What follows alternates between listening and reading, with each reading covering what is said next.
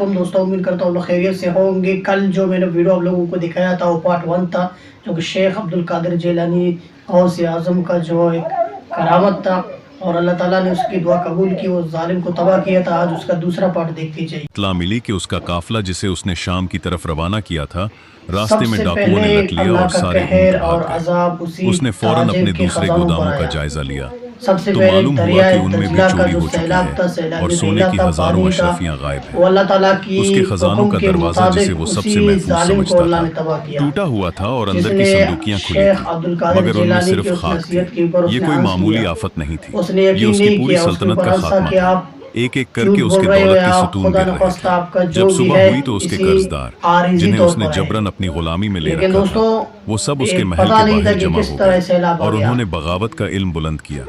انہوں نے اس کے گھر کے دروازے توڑے اور اس کے اندر کا سامان لوٹ لیا، جس میں سے کچھ ایسا تھا جو دراصل ان کا اپنا تھا۔ اس کے وہ دوست اور شریک جنہوں نے اس کے ساتھ کبھی شراکت کی تھی، دیکھو دوستوں وہ بھی اس سے اللہ منہ تعالیٰ موڑ نے گئے۔ اس کو کس ایک طرح تو اسے نیست و دھوکہ نابود دے کیا کر اس اس کا آخری ظالم بچا کو۔ ہوا سامان بھی لے اڑا۔ تاجر اپنے خالی محل کے برآمدے میں کھڑا تھا، اس کی آنکھوں کے سامنے اس کی محنت و مالداری کا خاتمہ ہو رہا تھا، اور وہ لرزتے ہوئے ہاتھوں سے اپنی داڑھی کو پکڑے رو رہا تھا۔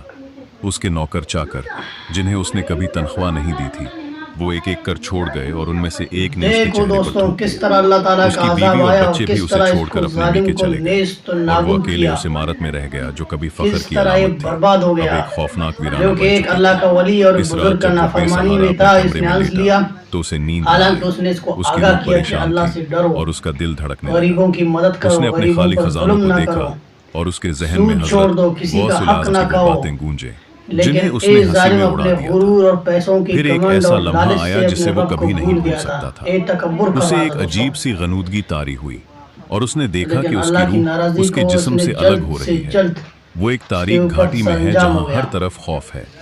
اس نے دیکھا کہ دو فرشتے آئے اور اسے پکڑ کر ایک ایسے مقام پر لے گئے جہاں ایک بہت بڑا ترازو رکھا تھا۔ اس کے ایک پلڑے میں اس کی دولت تھی جو سونے کے پہاڑوں وہی کی جو شکل باتیں میں جو تھی، حضرت غوث اور دوسرے الاعظم پلڑے میں اس کے مستغیر مظلوموں کے بادشاہ نے آنسو کہا تھے۔ تھا کہ اللہ اس نے سے دیکھا ڈرو، کہ دولت کا پلڑا آسمان کی طرف نافرمانی اٹھ چھوڑ گیا دو۔ اور آنسوؤں کا پلڑا زمین کی طرف گر گیا، یعنی اس کے ظلم کا وزن اس کی دولت سے بھی بڑھ گیا۔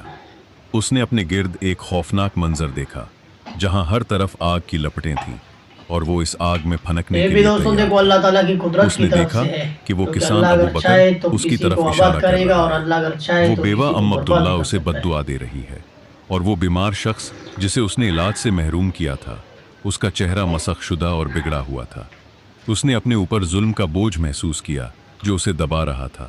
اسے ایسی آواز سنائی دی جیسے قبر میں عذاب شروع ہو چکا ہے۔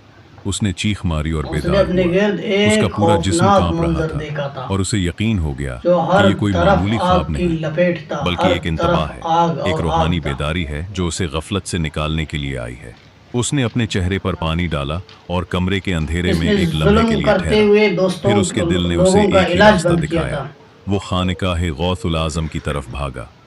صبح سویرے جب سورج کی کرنیں بغداد کی گلیوں میں پھیل رہی تھیں، نصر بن سعید ننگے پاؤں، بکھرے بالوں اور پھٹے ہوئے کپڑوں کے ساتھ خانقاہ کی طرف دوڑ رہا تھا۔ راستے میں لوگ اسے دیکھ کر حیران ہوتے تھے، کچھ اس پر پتھر پھینکتے، کچھ اسے لعنت بھیجتے، لیکن اسے کسی کی پرواہ نہ تھی۔ اس کی نظریں فقط خانقاہ کے دروازے پر تھیں، اور جب وہ اس دروازے پر پہنچا تو وہ زمین پر گر پڑا اور اس کے ہونٹوں سے صرف یہ الفاظ نکلے کہ یا اللہ، یا رسول، یا شیخ عبدالقادر، میں اپنی تباہی لے کر آیا ہوں، مجھے پناہ دو۔ وہ رینگتا ہوا حضرت غوث الاعظم سیبیہ کی خدمت میں پہنچا اور اپنے آپ کو آپ کے قدموں میں ڈال دیا۔ اس کی آنکھیں آنسوؤں سے بھر گئیں اور اس نے کہا کہ یا سیدی، میں نے آپ کی بات نہ مانی، میں نے اپنی دولت کو خدا سمجھ لیا، میں نے غریبوں پر ظلم کیا، یتیموں کا مال کھایا، بیواؤں کا گھر چھینا، اور اب میرے پاس کچھ نہیں، نہ دنیا نہ آخرت۔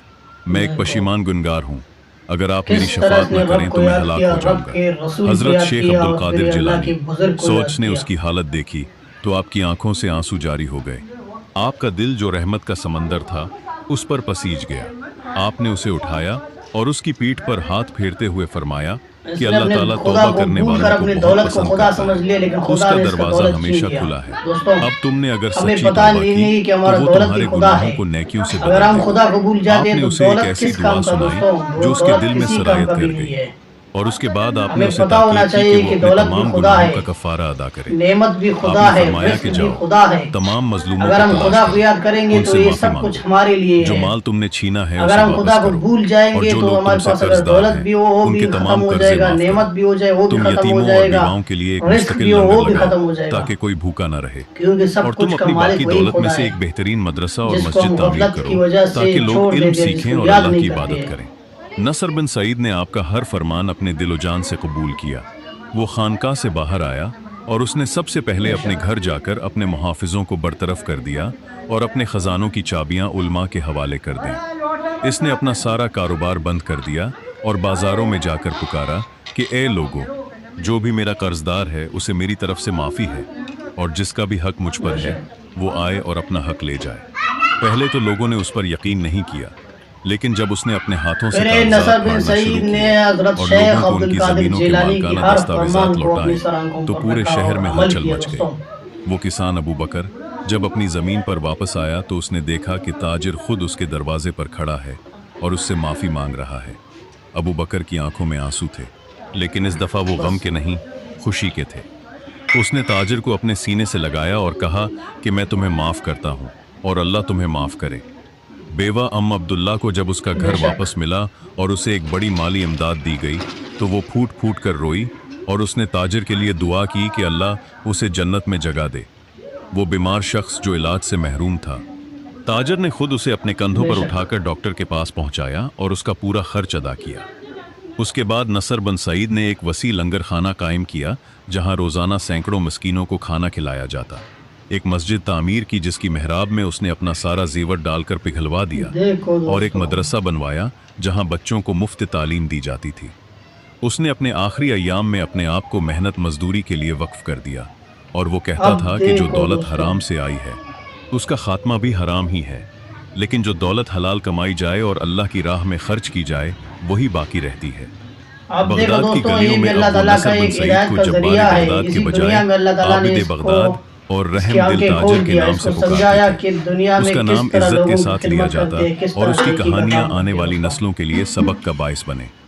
حضرت غوث الاعظم زو نے اس کی اس توبہ پر خوشی کا اظہار کیا اور اپنی مجلس میں اسے ایک نیک مسلمان کی حیثیت سے پیش کیا، اور فرمایا کہ اللہ کی رحمت اس قدر وسیع ہے کہ اگر کوئی شخص سچے دل سے توبہ کرے تو اس کے سارے گناہ معاف کر دیے جاتے ہیں، چاہے وہ آسمان سے بھی اونچے ہوں۔ اس پوری داستان کا یہ سبق ہے کہ دولت خود میں بری نہیں، بے برا شک ہے اس کا غرور اور اسے ظلم کے لیے استعمال کرنا۔ سود ایک ایسی بیماری ہے جو معاشرے کو اندر ہی اندر کھا جاتی ہے، اور مظلوم کی دعا کبھی آپ بھی رد دیکھو نہیں دوستوں ہوتی، کس طرح چاہے اسے حضرت ظاہر غوث ہونے میں العظم کچھ نے دیر اس ہی کیوں نہ لگے۔ اس خوشی عاجزی اور توبہ پر انکساری کتنی انسان کو خوشی اس کا قدر اظہار بلند کیا کرتی اور ہے کہ اس کی کتنا مثال خوش ہو فرشتوں گیا تک پہنچ جاتی کہ ہے، اس نے ہر اور چیز سے اللہ کی توبہ رضا کر کے لیا لیے اور خرچ نیکی کیا کی ہوا راستہ پکڑ لیا۔ مال ہی حقیقی سرمایہ ہے جو قیامت کے دن انسان کے کام آئے گا۔ یہ کہانی یہ نہ صرف پورا ایک تاجر کی داستان توبہ یہی کی سبق ہے دیتا ہے بلکہ کہ ہر اس انسان کے دولت لیے کچھ ایک بھی نہیں ہے پیغام ہے دوستوں، جو دولت دولت کے کے اندر نشے میں کچھ مغرور ہو بھی جاتا نہیں ہے، ہے۔ اور اسے یاد رکھنا چاہیے کہ ایک دن اسے بھی اپنے اعمال کا حساب دینا ہے، اور بے اس دن نہ شک دولت کام آئے گی، نہ دوست، نہ دنیاوی رتبہ، بلکہ صرف نیک اعمال اور اللہ کی رحمت ہی نجات کا ذریعہ ہوگی۔ یہی وہ حقیقت ہے جسے بے حضرت شک شیخ عبد دوستوں، القادر جیلانی زعما نے اپنی کرامت اور بصیرت سے اس تاجر کے سامنے عیاں کر دیا، اور اس کی زندگی کو جہنم سے جنت کی طرف موڑ دیا۔ یہ داستان آج بے بھی شک بغداد کی گلیوں میں زندہ ہے، ہمیں اور اس ہر سے مسجد و سبق مدرسے سیکھنا میں چاہیے اسے سبق دوستوں، کے طور ہمیں پر اس پڑھایا سے جاتا ہے تاکہ لوگ توبہ سود اور کرنا ظلم سے چاہیے، بچیں ہمیں اس اور چیز اللہ پر کی ہدایت رحمت ہونا کے چاہیے طلبگار کہ بنیں۔ لوگوں کے اوپر اس ظلم کا کرنا انجام یہ بہت ہوا ہی کہ نصر سخت بن ہے، سعید بہت جب ہی انتقال سخت کر عمل گئے ہے۔ تو ان کا جنازہ اتنا بڑا نکلا جتنا کبھی کسی بادشاہ کا نہیں نکلا، اور لوگ کہتے تھے کہ یہ غوث الاعظم زو کی دعا کا کرشمہ بے ہے شک کہ ایک ظالم تاجر اپنی موت پر ولی اللہ بن گیا۔ ان کی قبر آج بھی ایک مزار کی حیثیت رکھتی ہے جہاں لوگ فیض حاصل کرنے آتے ہیں، اور ان کی زندگی کا ہر پہلو ایک ایسا آئینہ ہے جس میں انسان اپنا بے عکس دیکھ شک کر اپنی اصلاح کر سکتا ہے۔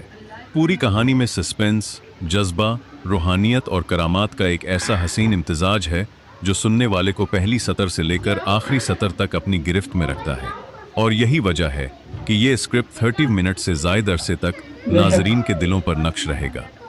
تو نصر بن سعید وہ تھا جو کہ حضرت شیخ عبد القادر جیلانی کا دیدار بھی اسی نصیب تھا، اور وہ ہدایت بھی پا گیا تھا، ایک ولی اللہ کی جانب سے، ولی اللہ کی دعاؤں کی جانب سے وہ ہدایت بھی پا گیا تھا۔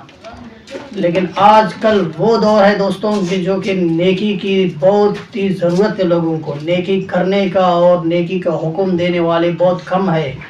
تو آئیے لوگوں کی خدمت کرتے ہیں اور بے حساب لوگوں کو راحت پہنچاتے ہیں، بے حساب لوگوں کے لیے آسانیاں پیدا کرتے ہیں۔ دوستوں ظلم سے بچیں گے، اس ویڈیو سے ہمیں بہت ہی سبق مل رہا ہے۔ ملتے ہیں کوئی اور اچھے اور ڈاکیومنٹری ویڈیو کے ساتھ، جب تک اپنا خیال کیجیے گا۔ السلام علیکم۔